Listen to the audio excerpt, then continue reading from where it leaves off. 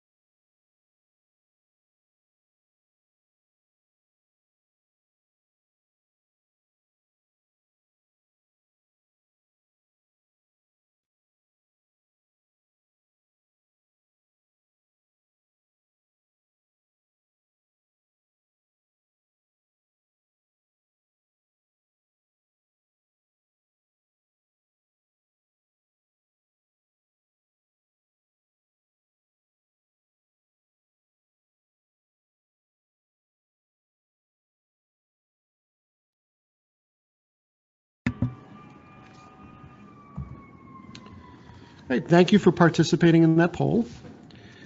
Today's webinar will provide an overview of the WIFIA program. I will discuss program eligibilities and credit terms. Karen will discuss federal requirements and the application process. and we will end with time for questions and answers. So let's begin with a basic introduction of the program. Our mission is to accelerate investment in our nation's water and wastewater infrastructure by providing long-term, low-cost, supplemental credit assistance under customized terms to creditworthy water and wastewater projects of national and regional significance. The terms in our mission statement were selected for a reason.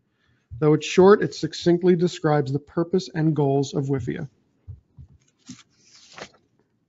Our program was established in 2014 in the Water Resources Reform and Development Act, or WRDA. It was modeled after a similar successful program at the Department of Transportation called TIFIA. Between 2014 and late 2016, EPA took the necessary steps to establish a federal credit program at the agency and developed the administrative framework to make loans. In December 2016, Congress appropriated $25 million for credit subsidy for FY17, which allowed EPA to open its first selection round from January through April 2017 and select its first 12 projects for about $2 billion in loans, and to invite to apply for loans in July 2017. In FY 2018, Congress appropriated $55 million for credit subsidy, and we invited 39 projects to apply for about $5 billion in loans. As of today, WIFIA has closed 5 loans totaling over $1.5 billion. Excuse me. WIFIA is a federal credit program, which allows it to leverage federal appropriations. Congress only needs to appropriate money to cover estimated losses, and the remainder of the funding is borrowed from and repaid to Treasury. Because the water industry has a low risk profile, the congressional appropriation can support a much larger amount of infrastructure investment. For example, EPA received $55 million in FY18.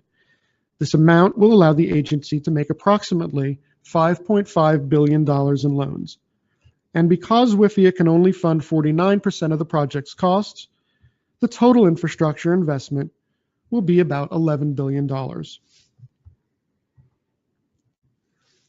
In FY17, we selected 12 projects to receive $2.3 billion in WIFIA loans, which will impact 20 million people. Those 12 projects are spread out across the country and include projects for new water treatment plants, combined sewer overflow abatement, water recycling, biosolids handling, eliminating ocean outfalls, and stormwater management. We selected 10 public entities, 1 corporate entity, and 1 state revolving loan fund program. The loans range in size from $22 million to $625 million.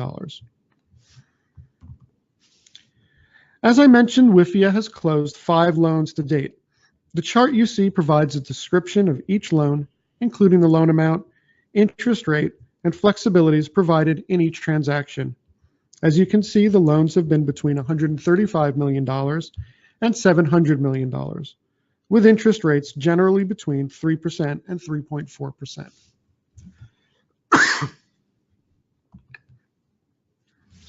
In FY18, the program selected 39 projects, representing about $5 billion in loans and nearly over $10 billion worth of infrastructure. We have 12 projects that will reduce lead in drinking water and 37 projects that address the repair, rehab, or replacement of infrastructure, both agency priorities. These projects will serve 22 million people across the country. We have a wide range of borrowers, including private corporations and public-private partnerships.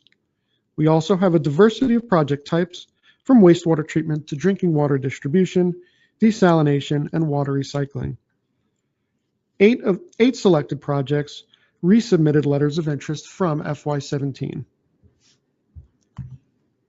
And on this map, you can see the geographic diversity of the selected projects.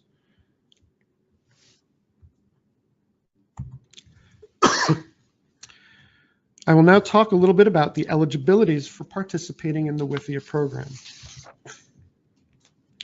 WIFIA has a broad set of eligible borrowers and eligible projects. The following types of entities can borrow from WIFIA: local, state, tribal, and federal government entities, partnerships and joint ventures, corporations and trusts, clean water and drinking water state revolving fund programs. As you can see, almost any entity is eligible to borrow from WIFIA. The only ineligible entity is an individual person, such as a homeowner or farmer. For private borrowers, evidence of public sponsorship by the affected state, local, or tribal government must be provided to receive WIFIA assistance.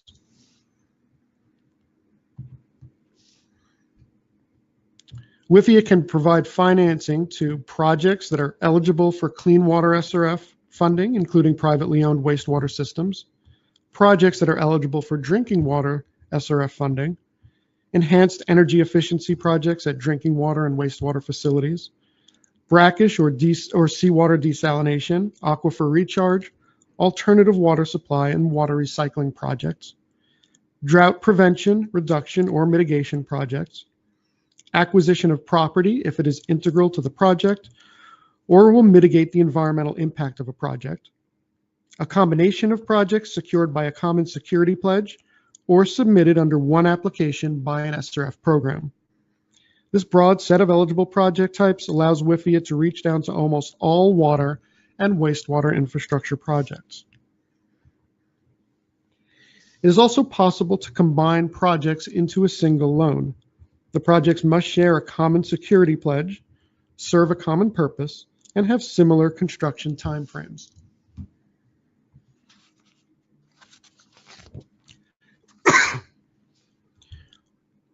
The size of a project eligible for WIFIA financing is restricted by law. For communities with a population over 25,000, the project must have at least $20 million in total eligible project costs. For communities with a population of 25,000 or less, the project must have $5 million in total eligible project costs. Keep in mind this is not loan size, it is total costs. And as you will learn shortly, WIFIA can only finance up to 49% of total eligible costs. So the minimum loan size is slightly less than half of the eligible costs. The WIFIA program has a required set aside for small communities. We must set aside 15% of the amount appropriated for communities with populations no greater than 25,000. On June 1st of the fiscal year in which the funds are appropriated, these funds revert back to the rest of the program and can be used for any size community. The expiration of the set-aside does not mean that small communities are no longer eligible. Small communities have been selected in both FY17 and 18.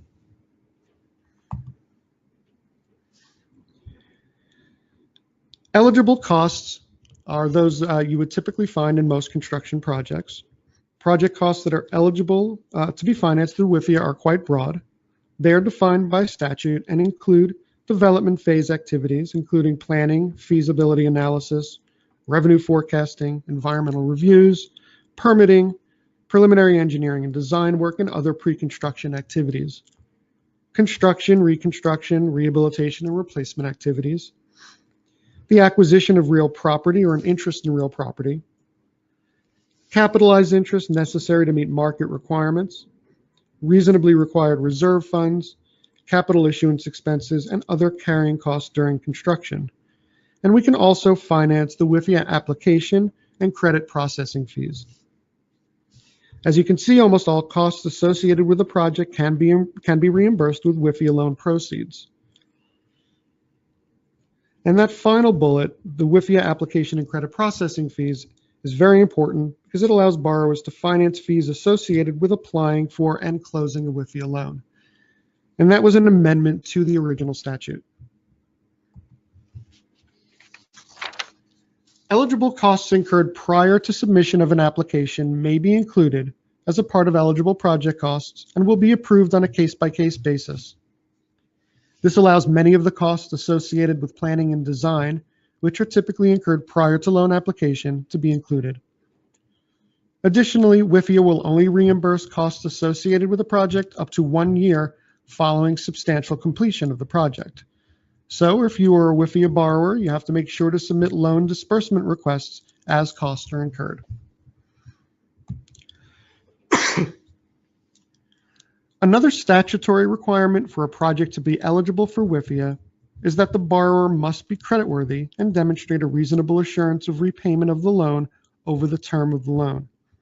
In order to determine creditworthiness, we will examine the terms, conditions, financial structure, and security features of the proposed financing, the dedicated revenue source that will secure or fund the project obligation, the financial assumptions upon which the project is based, and the financial soundness, credit history, and outlook of the prospective borrower. The prospective borrower must also have developed an operations and maintenance plan that identifies adequate revenue to operate, maintain, and repair the project during its useful life. I will now go into a little bit about WIFIA loan credit terms. The WIFIA program has very flexible and favorable terms. Over the next few slides, I will discuss interest rates, maximum loan amounts, maturity and payments, payment requirements, and deferrals and prepayments.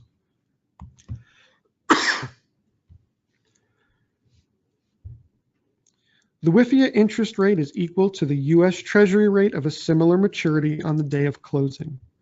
This is a single fixed rate that does not fluctuate depending on timing of disbursements. The rate is locked on the day of loan closing. We determine the rate by adding 1 basis point to the state and local government series daily rate with a maturity that is equal or greater than the weighted average life of the loan. You can find the state and local government series daily rate on the Treasury website, the Department of Treasury website. Using weighted average life means that the interest rate will be lower than the 30-year SLGS rate in most cases. The maximum loan amount is 49% of reasonably anticipated total eligible project costs. Maximum federal involvement is 80%, which means a WIFIA loan and other federal types of funding may only add up to 80% of eligible project costs. In general, state revolving fund loans are typically considered state funding, not federal, though a portion of their loans are federal. And this is important when considering co-funding between WIFIA and SRF.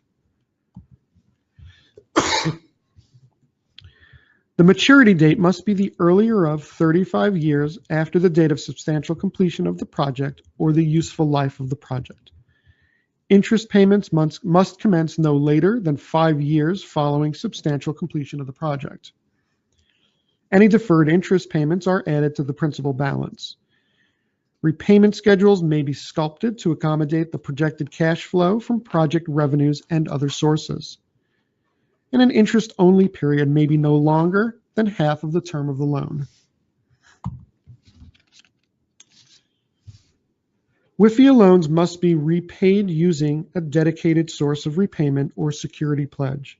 If multiple revenue sources are to be used, they must be cross-collateralized into a common security pledge. The WIFIA loan must include a rate covenant, coverage requirement, or similar security feature supporting the project obligations. Repayment sources can vary, as you can see in the box on your screen.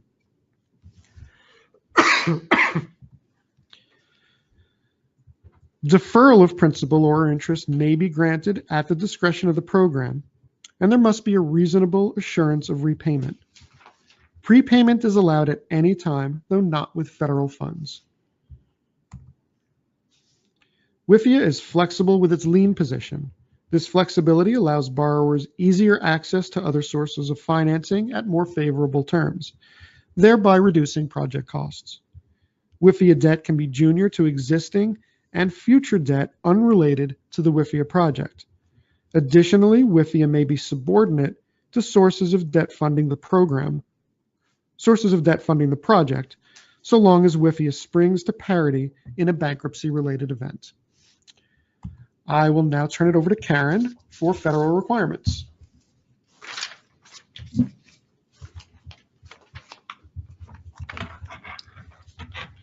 Thanks, Jordan.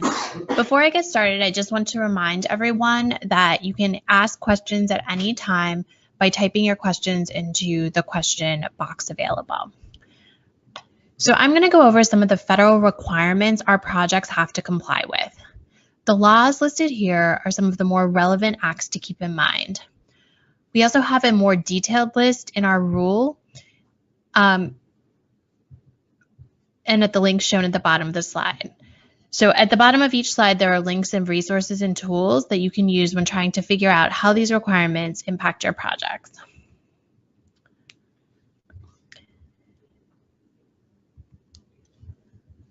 The National Environmental Policy Act is one of our biggest cross-cutter compliance factors.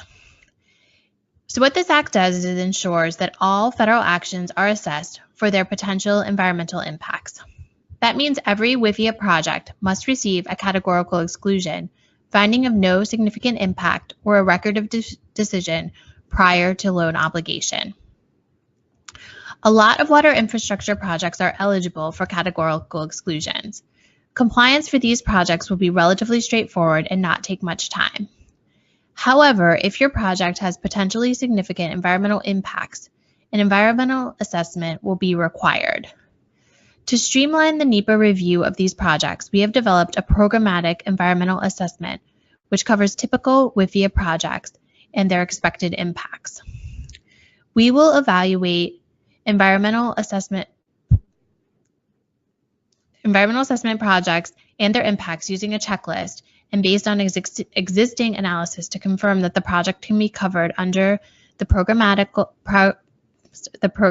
environmental assessment, and that will be much faster than the traditional process.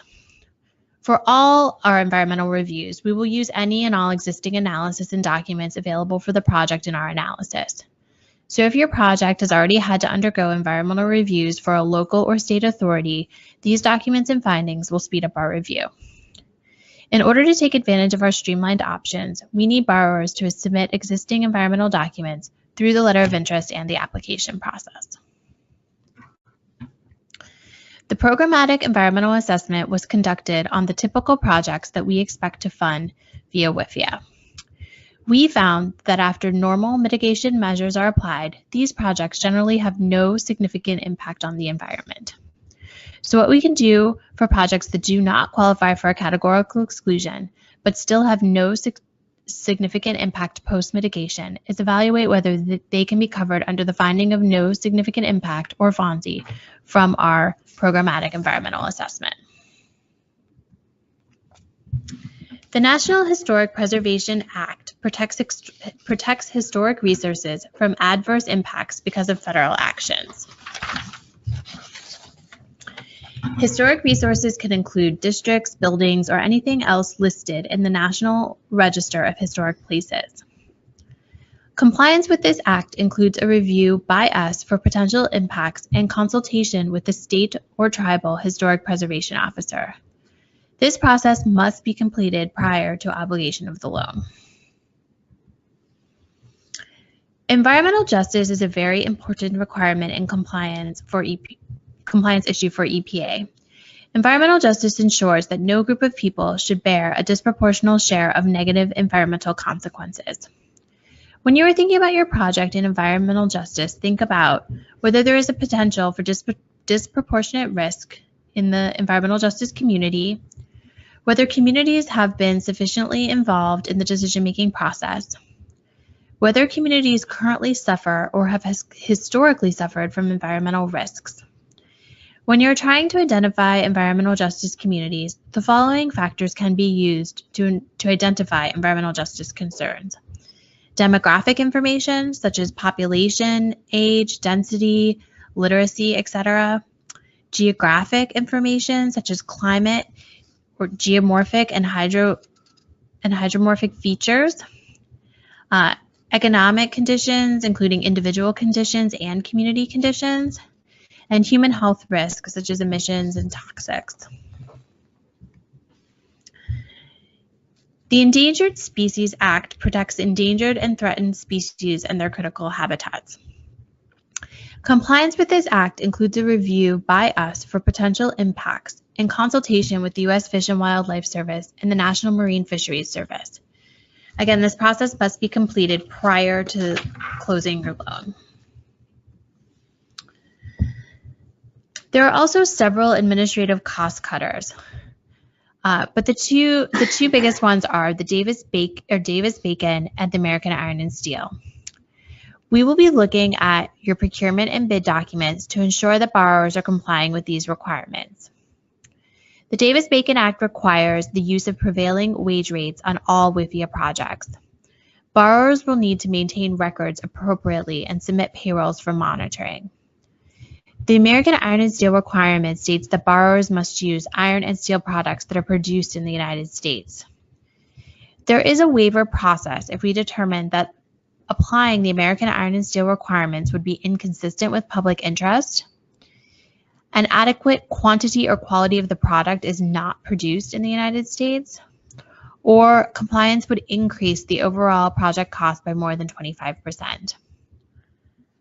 There is also a national de minimis waiver, which states that non-domestically produced miscellaneous minor components comprising of up to 5% of the total material cost of an otherwise domestically produced iron and steel product may be used. We will be monitoring AIS compliance during construction site visits. So now I'm going to move on and talk about the application process. When we talk about the application process, we talk about two phases. So project selection begins when we receive an annual appropriation from Congress and publish a Notice of Funding Availability, or a NOFA, in the Federal Register. At this point, prospective borrowers are given the opportunity to request financing from EPA.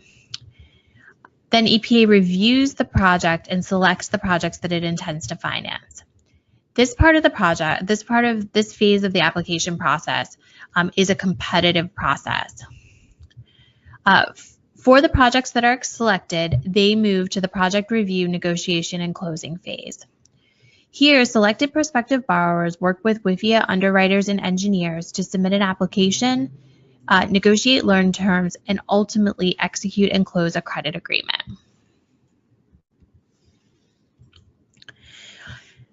So in talking about the first phase of project selection, I'm going to use the 2008 project selection round as an example. So in 2018, the NOFA was published in the Federal Register on April 12th, and the letters of interest were due by July 31st, 2018. Following that, EPA took approximately 3 months to review the projects that were submitted, and we announced the selected projects just earlier this month on November 1st. So this is kind of representative of what we think a typical timeline will be, so that we will announce the availability of funding in the NOFA, give prospective borrowers approximately 3 months to submit a letter of interest, and then an EPA would need approximately 3 months to review everything that was submitted and make an announcement of selected projects. As I said earlier, project selection is competitive. For example, in 2017, we received 43 letters of interest requesting over $6 billion in funding, and we ultimately selected 12 projects for loans totaling approximately $2.3 billion. And for 2018, we received 62 letters of interest, and we selected 39 projects. We will invite projects to apply that we intend to close because they are eligible, creditworthy, technically feasible, and meet the agency and the WIFIA program strategic objectives outlined in the WIFIA statute and regulation. The first step in the project selection process is the Notice of Funding Availability in the Federal Register. I think the NOFA is really important because it announces important specific information for a particular funding round. So the key things that are included in the NOFA are the amount of money available. For example, for FY 2018, we announced that with our $55 million in appropriation, we could loan approximately $5 billion. It also announces the opening date and the deadline for submitting your letter of interest. It gives specific instructions for how to submit your letter of interest.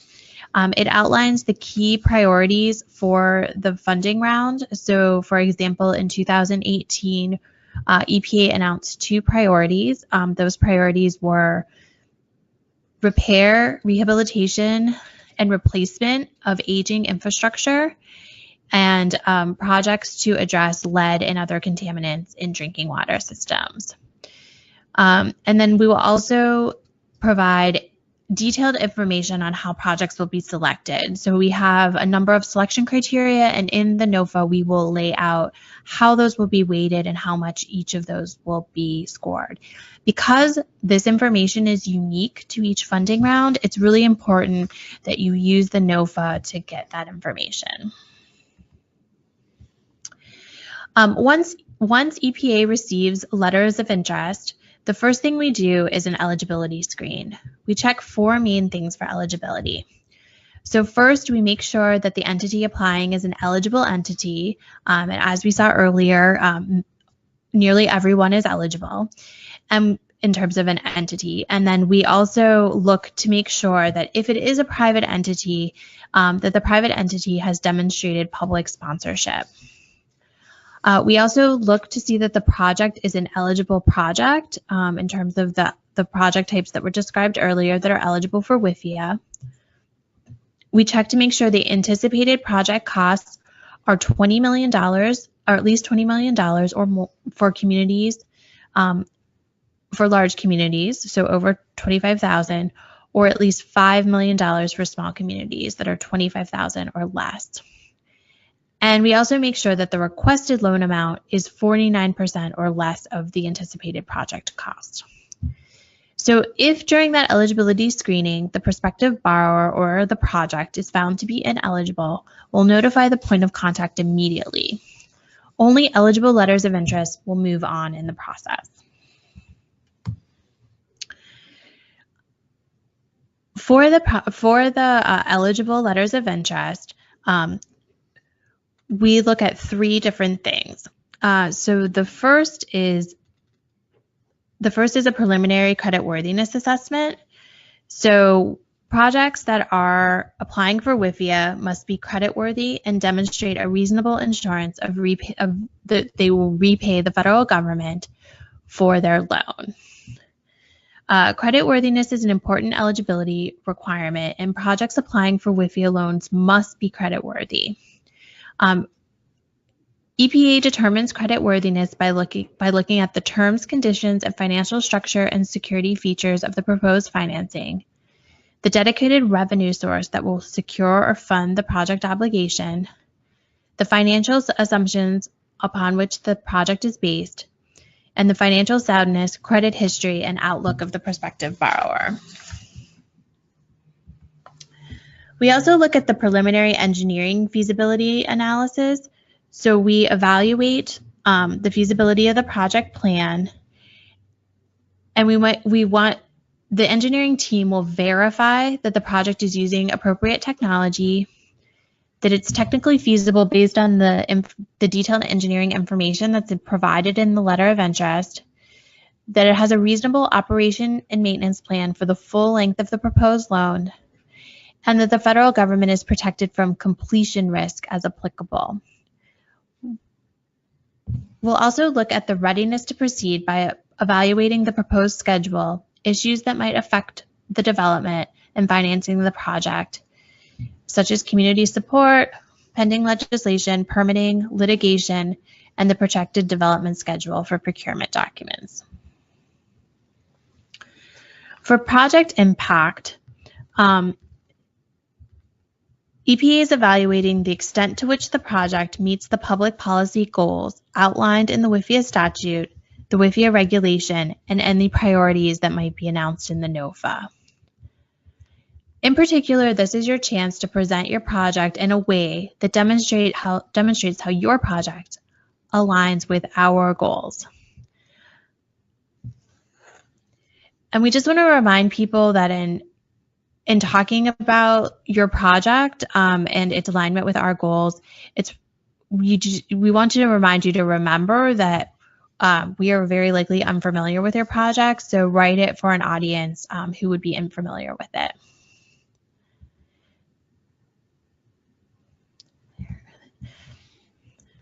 So once staff has completed the evaluation of eligible projects, the score will be added up for each project to determine its final score. So finally, senior managers within the Office of Water will select who's invited to apply. Projects are selected in order of score, and we provide written responses to both those invited to apply and those not selected. So for the projects that are selected, they will move into the project review, negotiation, and closing phase. This phase is very different than project selection, whereas project selection has set timelines for each piece. The project review, negotiation, closing, each selected project sort of starts to take on its own schedule. So the selected project has up to a year to submit their application. EPA will take 1 to 3 months to do our review and evaluate the engineering and the credit for that application. And then there is a period of negotiation between the applicant and EPA to develop a mutually agreeable term sheet and loan agreement. And then on both parties need to go through their approval processes in order to get to closing. So that process takes different amount of time for different people based on a number of factors, including the complexity and riskiness of the loan. So as I said, each application review is tailored to reflect the complexity and risk of the proposed project. And in this phase, we're looking at creditworthiness, engineering due diligence, and the legal aspects of the proposed project and credit structure. For this process, a underwriter, an engineer, and a lawyer from EPA is assigned to work with each applicant. And the review, as I said, is very customized. There are fees at this point in the process. The fee is divided into 2 parts. So a down payment of either $25,000 if you're a small community or $100,000 for any other community must be submitted with the application. And this is a down payment for the cost of hiring for EPA to hire outside engineering, financial, and legal experts.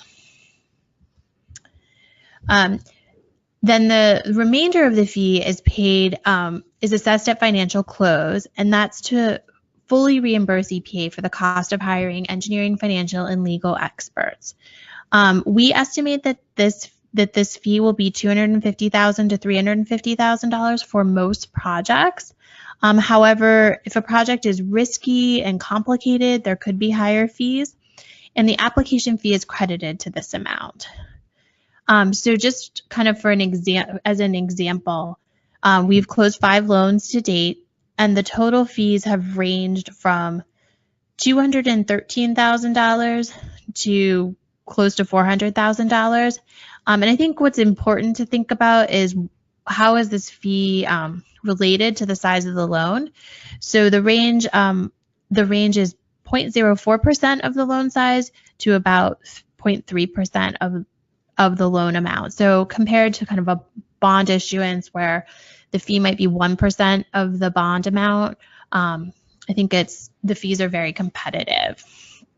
And as I think Jordan said earlier, borrowers may use WIFIA proceeds to pay loan fees. So the fees can be financed. Just to kind of give an example, we have a few timelines that are designed to show how both the fees and the length of time from application submission to loan closing. So projects that are lower risk, and in this example, repaying the loan with system revenues, they'll cost less in fees and be faster to close than a riskier project. So project example Z, which is a non-recourse indenture with customized terms, not only takes longer to close, but also can cost a lot more in fees. And then to kind of put this into the more real, these are the 5 loans that have closed to date, and these give the real timelines of when the applicant submitted their application, when the NEPA determination was issued. And as I said earlier, the NEPA determination is important because we can't close the loan without that. And then when the borrower's approval process began, so depending on the borrower, that approval process may have been shorter or longer, just depending on what their requirements are, and then when the loan closed. So you can see that of the 5 loans that were selected in July of 2017 that have closed to date, the range of time from the date the application submitted to the time the loan was closed has ranged from 4.5 months to a little over 8 months.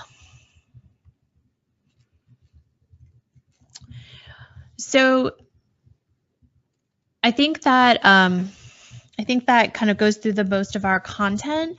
We do just want to remind people that we have some additional upcoming outreach events. So we do have 3 in-person sessions coming up. We'll be in Boston in December, in Atlanta in January, and in Phoenix in February.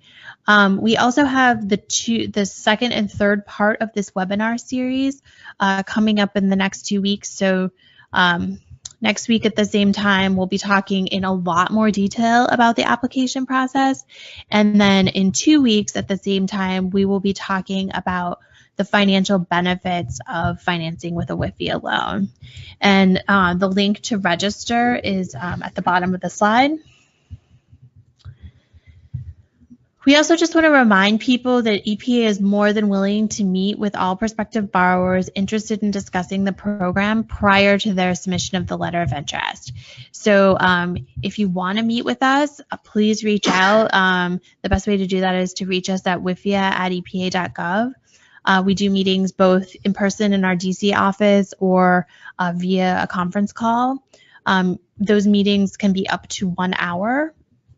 And we use that time to, hear about your project. We can tell you more about about the WIFIA program, and we can answer any clarifying questions. But just to be clear, we can't provide technical assistance or help prospective borrowers put together their package, their letter of interest package. And then just a reminder of other resources that we have available. We continue to work to make our website even more useful. So we have a program overview with links to the laws and regulations and frequently asked questions. Our how to apply section has links to the last 2 notice of funding availabilities, and that's where we'll put the next one. It has our letter of interest form as well as a sample letter of interest form, a sample financial pro forma. And then we have a resources section, which has a very detailed program handbook, which includes a template term sheet as an appendix. We have a new learning module, as well as registration information for the information sessions and webinars, and more details on the different federal requirements. And then finally, again, our website, how to contact us.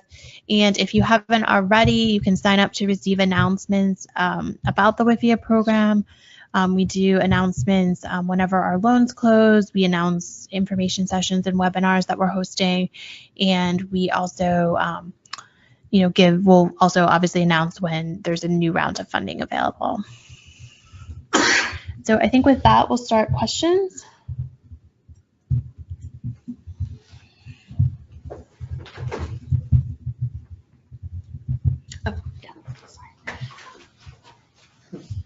All right, so our first question is regarding eligibility. The question reads, I would like to know if an offshore wind project on the Great Lakes would be eligible under this program. Generally, energy projects are only eligible if they're providing energy to water or wastewater treatment plants. So to the extent that this offshore wind project would be for water or wastewater treatment, it would be eligible, but for the most part, if it's providing energy for other uses, it would not be eligible. From the list of eligible projects, it looks like green infrastructure projects to manage stormwater issues may not be eligible. Is that correct?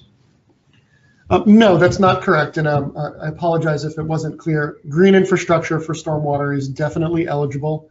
it is actually eligible under the Clean Water SRF program, making it eligible for WIFIA.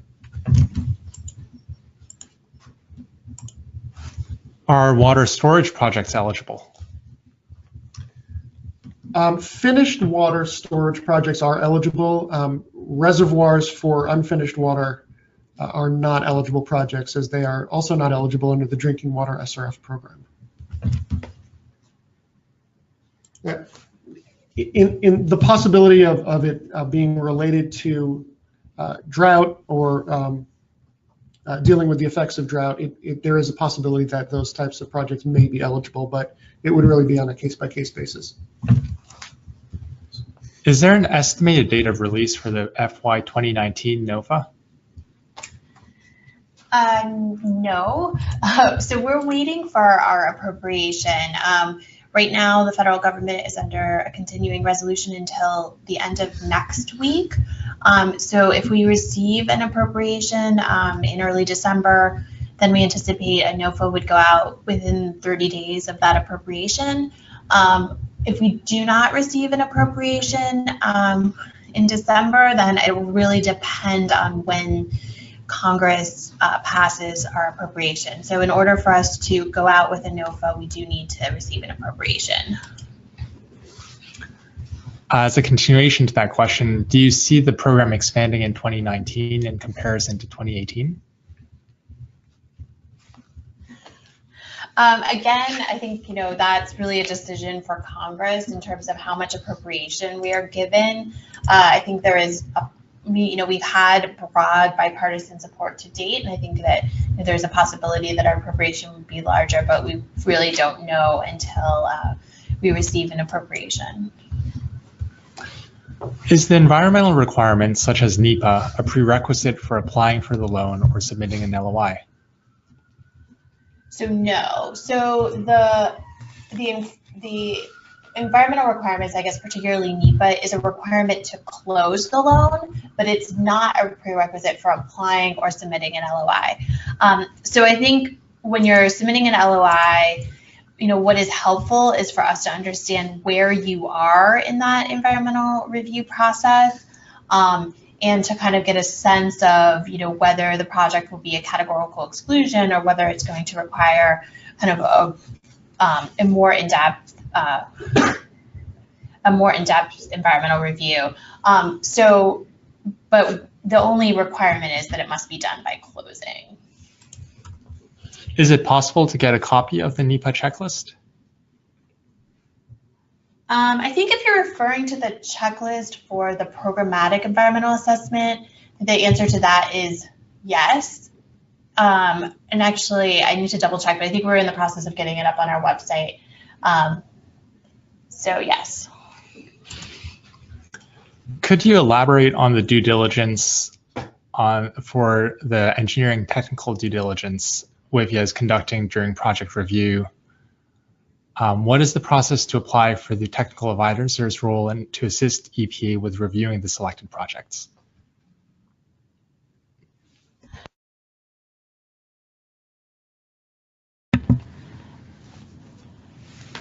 So the due diligence process and the technical review, I think in the application phase, is really dependent on the project itself and the risk of the project.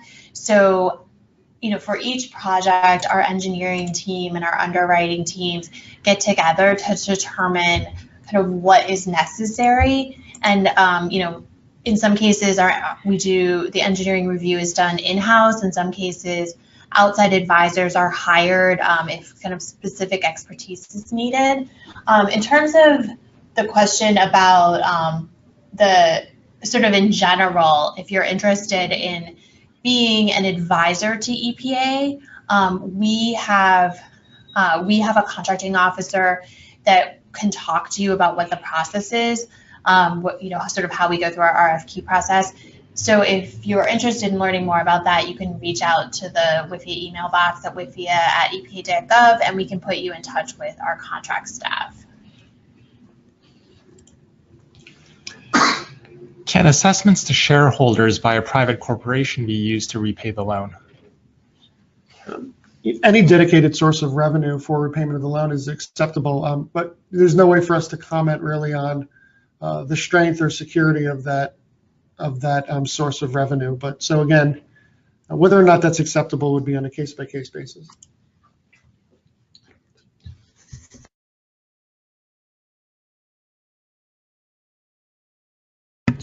To elaborate on that, in theory, that can be the dedicated source of revenue, but really it will depend on the specific terms and conditions and financing structure for EPA to make a clear determination on that.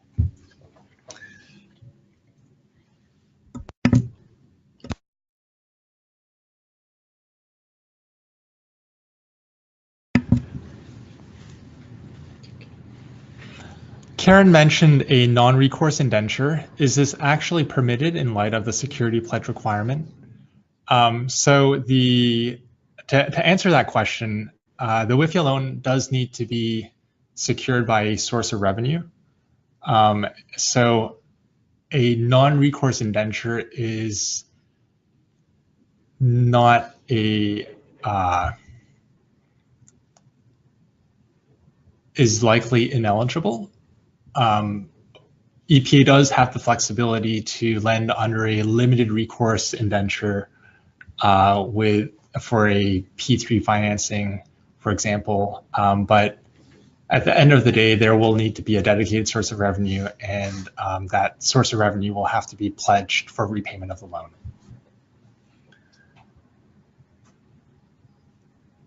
Will the slides be available online after the call concludes? Yes, we're going to post them on the website, kind of where you registered for the webinar. Can you go back to the slide with the future webinars? Sure, it should be up now. Finally, you mentioned a competitive process, but does that include a competition between project categories? No. So the competitive process is really among sort of all of the projects that submit a letter of interest. So there's not kind of a specific, we look at all the drinking water ones in one bucket, and then we look at all the wastewater ones in another bucket. So we do look across. We look at all of the projects that come in as a whole. Sort of the one thing that we are statutorily required to maintain a diversity of project types. So we do make sure that we're not just selecting all wastewater, or all drinking water, or all desalination, or something like that. But sort of there's not individual competitions by type.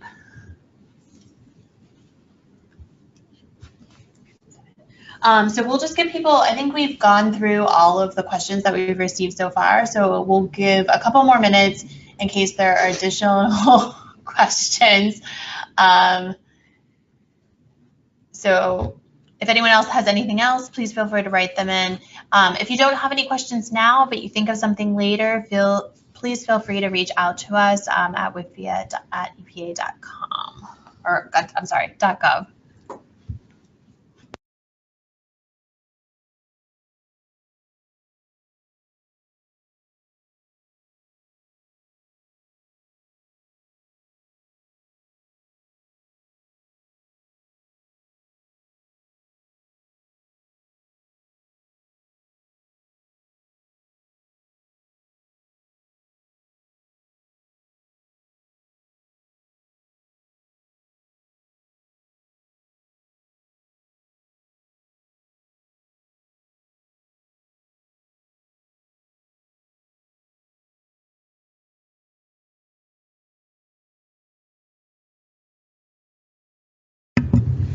We've received an initial question. Does construction need to be completed by contract? Assuming that question is referring to using in-house staff to complete a project, yeah, that's totally fine. You don't need to use a contractor.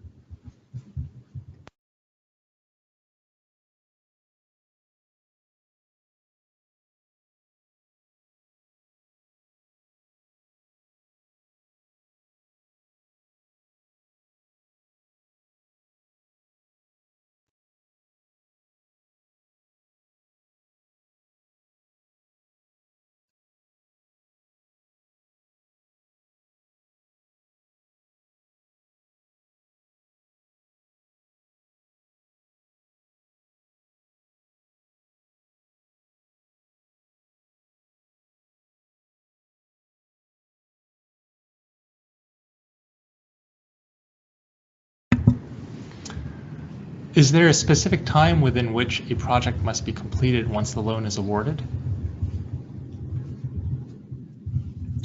There is no specific requirement, though. Just we do look for completion within 5 years of the loan award. That's not in statute, but it is just a sort of general good governance principle.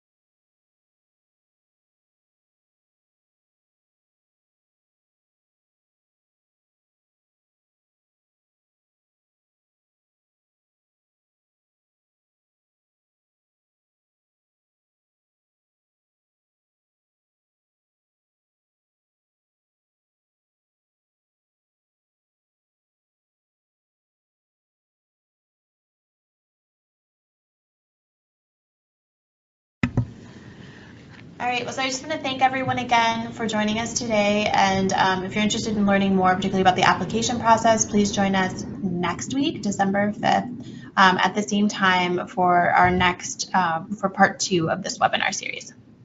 Thanks.